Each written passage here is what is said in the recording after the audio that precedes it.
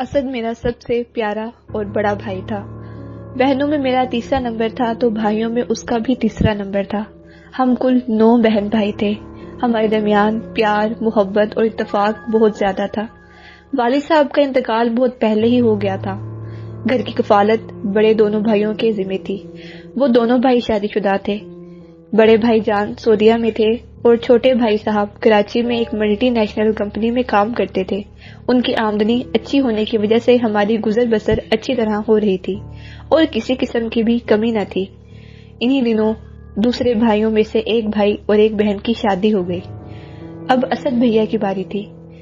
میرا یہ بھائی سب سے زیادہ سیدھا سادہ اور ہر وقت ہنسنے ہنسانے والا تھا۔ وہ ہر حال میں خوش رہا کرتا تھا۔ 2 سال بعد میری بھی شادی ہو گئی تو میری شادی پر اسد بھائی نے خوب ہلا گلا کیا کیونکہ ان کو مجھ سے خاص لگاؤ تھا۔ سب کو شادی میں خوب انجوائے کروایا۔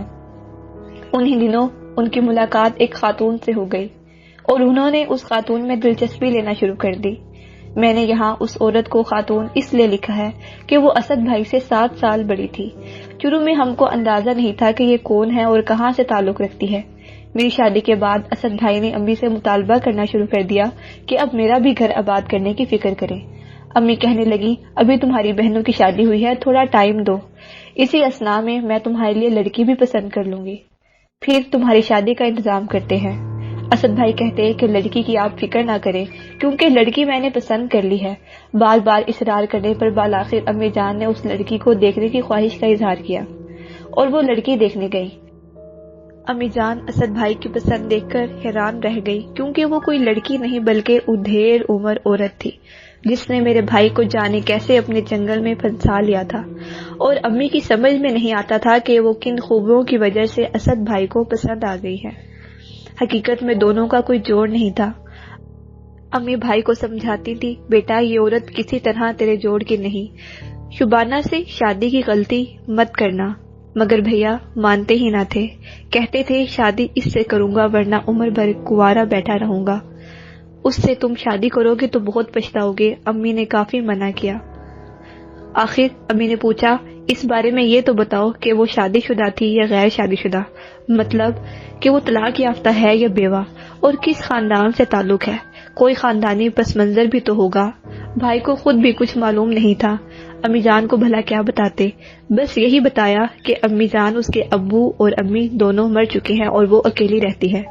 اس بات پر امی نے صاف انکار کر دیا کہ جب تک درست معلومات نہ ہوں گی ہرگز اس عورت کو بیاہ کر اپنے گھر میں نہیں لاؤں گی۔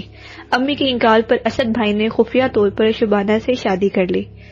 بظاہر وہ ہمارے ساتھ رہتے تھے لیکن اکثر اچانک 2-3 روز یا پھر ہفتے بھر کے لیے غائب ہو جاتے۔ تب ہم گھر والے بہت پریشان ہوتے کہ جانے وہ کہاں غائب ہو گئے ہیں۔ 1 سال بعد یہ راز یوں کھلا جب اسد بھائی کی بیوی کے ہاں ایک بچی نے جنم لیا۔ یہ خبر کسی نے ہم تک پہنچائی۔ بہتر یہی تھا کہ ان کی شادی کو تسلیم کر لیا جائے، چنانچہ ہم بہن بھائیوں نے مل کر امی کو اس بات پر راضی کر لیا اور یوں ہم لوگ اسد بھائی اور ان کی بیوی اور ان کی بچی کو گھر لے آئے۔ انہی دنوں میری چھوٹی بہن کی شادی کا سلسلہ شروع ہوا۔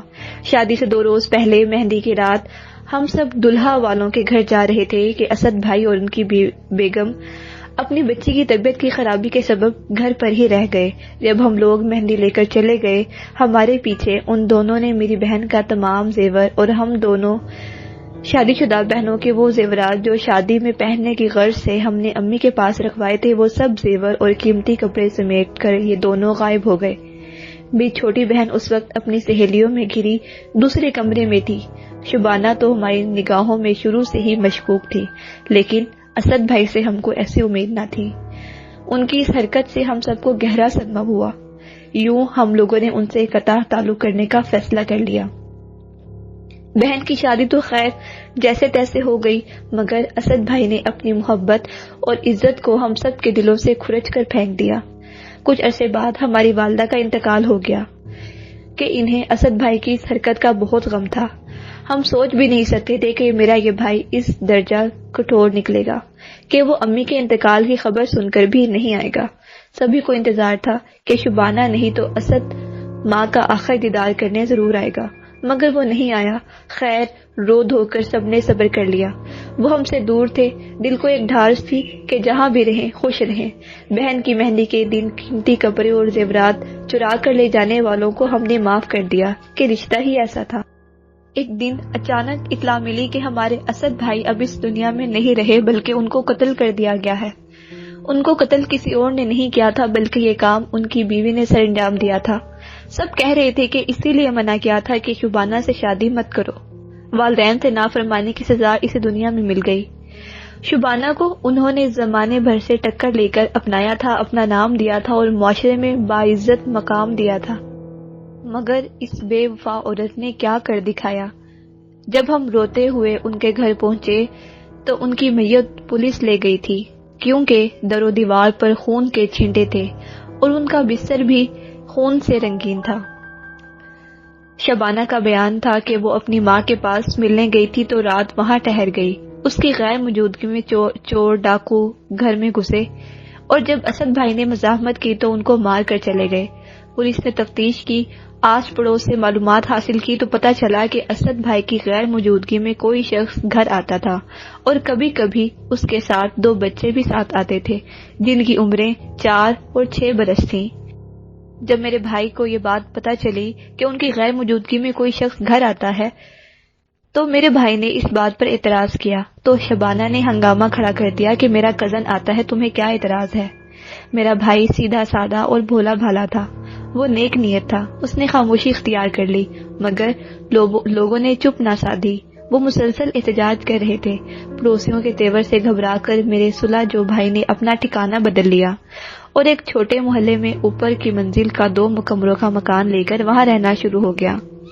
یہاں بھی کچھ دن تو معاملہ سب ٹھیک رہا، پھر آس پڑوس کے لوگوں نے سن لینا شروع کی کہ جب اسد کام پر چلے جاتے ہیں ان کی بیگم کے پاس کوئی شخص آتا ہے اور سارا دن رہتا ہے۔ اسد کے آنے سے تھوڑی دیر پہلے وہ چلا جاتا ہے۔ انہوں نے اسد کو بتایا کہ ان کی بیوی کے پاس جو شخص آپ کی غیر موجودگی میں روز آتا ہے وہ کون ہے؟ اب اسد بھائی کے کان کھڑے ہو گئے۔ انہوں نے شبانہ سے کہا کہ تمہارا کوئی بھی آشنا ہے، وہ میکے سے ہے مگر مجھ سے نہیں ملتا، اس سے مجھ سے بھی ضرور ملنا چاہیے۔ وہ ڈٹائی سے بولی، ہاں میرا سابق شوہر سمجھو، میرے 2 بچوں کا باپ ہے۔ تم سے شادی کی خاطر میں نے اسے طلاق لی تھی، تم نے مجھ کو اپنے جنگل میں جو پنسا لیا تھا۔ مجھے بعد میں پتا چلا کہ عشق کا بھوت چند روز کا ہوتا ہے، اور ہاں بچوں سے میں دور نہیں رہ سکتی۔ تم نے میرا ہنستا بستا گھر برباد کر دیا۔ اگر بچوں کا ہی معاملہ تھا تو تم اپنے پہلے خاوند سے بچے لے آؤ، میں ان کو رکھ لوں گا اور پال لوں گا، لیکن میرے گھر میں کوئی غیر شخص آئے مجھے یہ گوارا نہیں۔ وہ مجھ سے بچوں کو ملانے لاتے ہیں، یہی تو میں کہہ رہا ہوں کہ بچوں سے ضرور ملو، کوئی روک ٹوک نہیں، مگر کوئی غیر میرے گھر میں میری غیر موجودگی میں نہیں آنا چاہیے۔ میں نے کہا نا کہ وہ غیر نہیں میرے بچوں کا باپ ہے۔ تم پھر اس کا گھر چھوڑ کر یہاں کیوں آئی؟ اتنا ہی خیال تھا تو طلاق کیوں لی؟ طلاق کے بعد اب وہ غیر ہے اور تمہارا اس شخص سے ملنا جائز نہیں ہے۔ تمہاری خاطر اس کو چھوڑا اور بچوں کو بھی چھوڑا، اور تم میرا احسان ماننے کی بجائے الٹا مجھے باتیں سنا رہے ہو۔ غرض اس سبب دونوں میں تو میں ہوئی اور کافی جھگڑا ہوا۔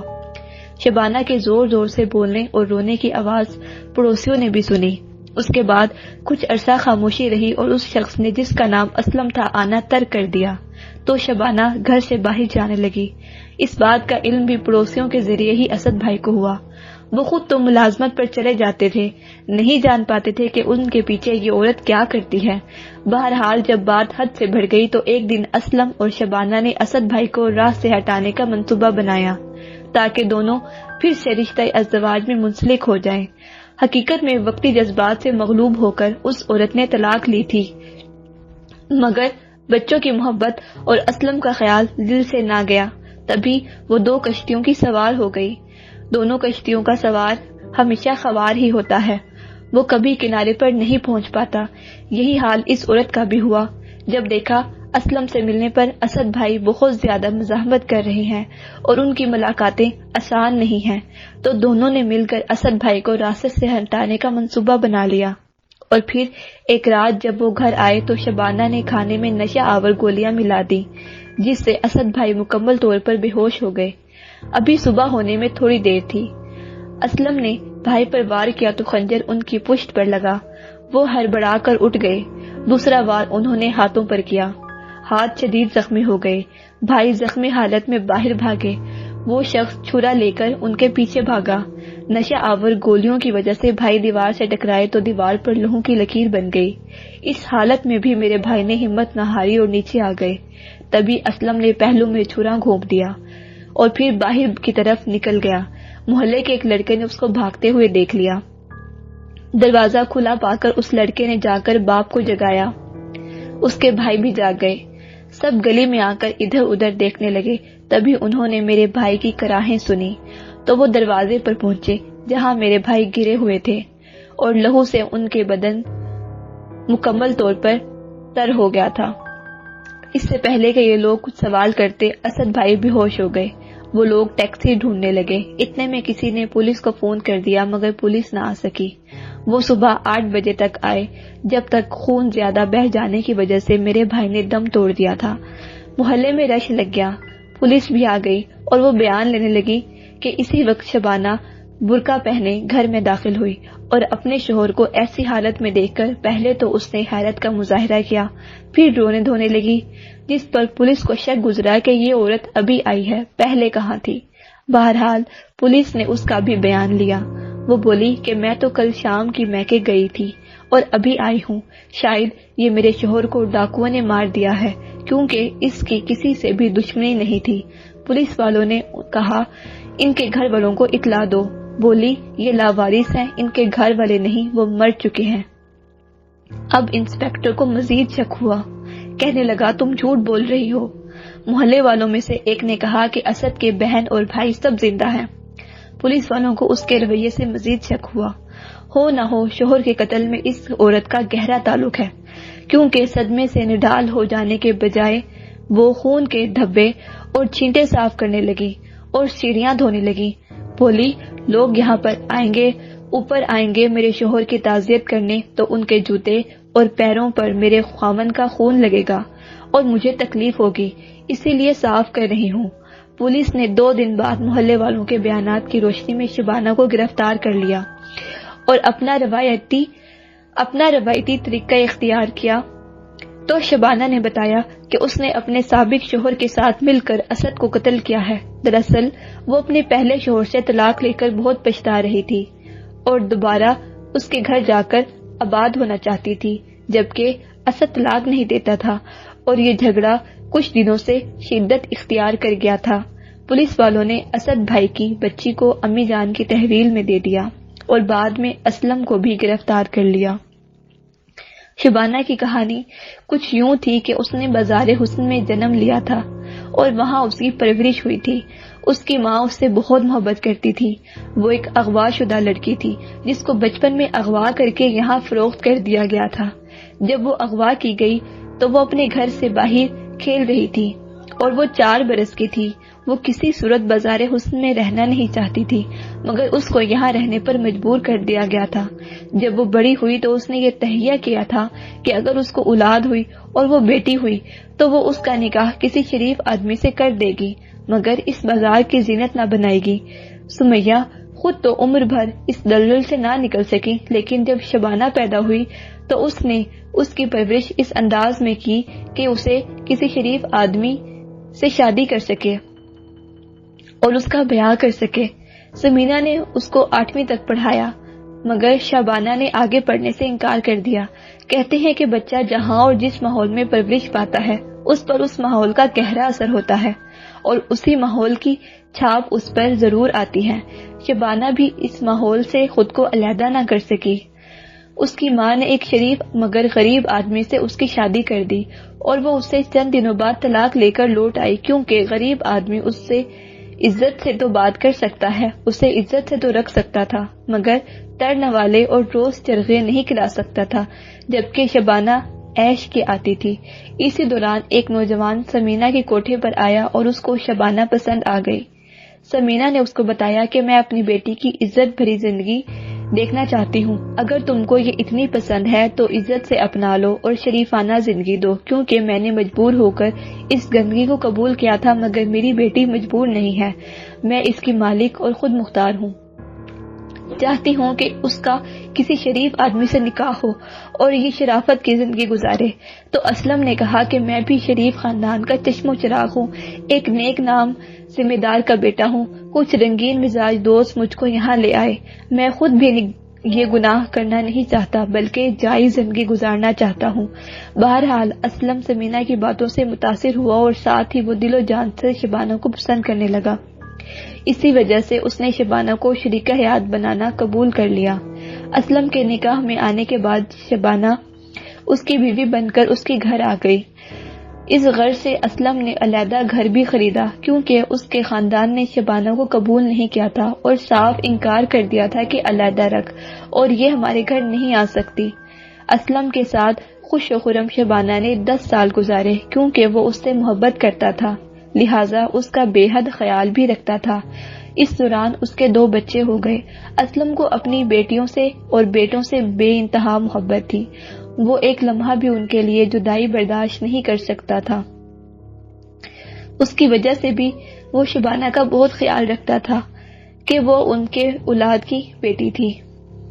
خدا کی کرنی اس اثنا میں کہیں شبانہ کی ملاقات اسد بھائی سے ہو گئی اور وہ دونوں گمراہی کی طرف متوجہ ہو گئے۔ میں تو اس کو گمراہی ہی کہوں گی کیونکہ بے شک اسد بھائی غیر شادی شدہ تھے پر شبانہ تو شادی شدہ تھی۔